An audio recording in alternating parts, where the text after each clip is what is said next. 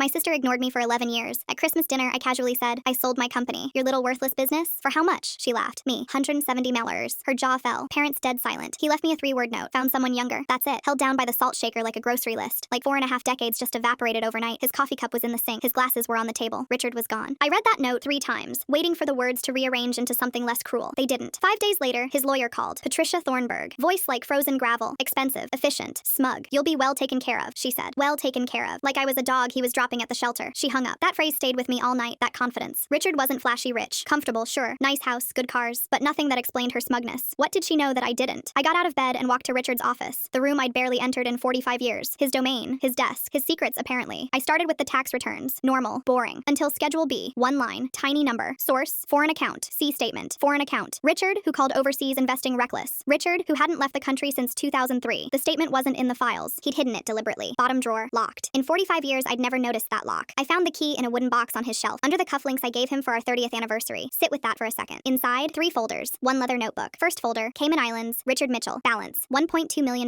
I gasped. Alone in that office at midnight, I actually gasped out loud. Second folder, Switzerland, $1.9 million. Third, Singapore, $627,000. $3.7 million. Hidden, offshore, 15 years. The notebook was worse. A handwritten ledger, dates, transfers, deposits, all matching property sales from his business. Money quietly siphoned year after year. He'd been building his escape fund while I planned Thanksgiving dinners for 20 people, while I chose those kitchen tiles on my hands and knees. I called my daughter at 8 a.m. Honey, I need the most ruthless divorce attorney in Portland. Mom, are you okay? You sound, I'm perfect. Just get me the name. 20 minutes later, Catherine Chen, 20th floor, downtown. Sharp eyes, sharper jaw, zero warmth. Exactly what I needed. I slid the 3 folders across her desk without a word. She opened the first. 1 eyebrow lifted, barely. Second, third. Then she looked at me. Does his attorney know these exist? No. Catherine leaned back in her chair and smiled. Mrs. Mitchell, she said, we are going to get along very well. The strategy was clean, ruthless, beautiful. Let Richard file. Let him disclose assets. Let him sign sworn legal documents swearing that everything was on the table. Then, detonate. 6 weeks of silence. Richard's financial disclosure arrived. House, pensions, savings. Total marital assets according to him, $850,000. $3 million was just missing. He had committed perjury. Final settlement conference. Patricia Thornburg's conference room, 30th floor. Long table, city views, the kind of room designed to make you feel small. Richard walked in tanned, relaxed, new blazer, new haircut, new personality to match the new life he'd purchased behind my back. He barely glanced at me. Patricia read the terms in her grocery list voice. The house, my retirement account, $50,000 cash. She slid the agreement across the table. Mrs. Mitchell, do you agree to these terms? Richard was already somewhere else in his head. Planning Bali, probably. Planning whatever came after me. I looked at Catherine. She nodded. No, I said quietly. Patricia's pen froze. Richard's eyes snapped to mine. Actually looked at me for the first time in months. Diane, his voice dripped like syrup over gravel. You're getting the house. Just sign it and let's all move on with our lives. Our lives. Catherine reached into her briefcase, pulled out 3 folders, and slid them slowly across that polished table. The sound they made cutting through the silence of that room. I'll never forget it. Richard's face went the color of ash. He knew. Full story on the channel linked below.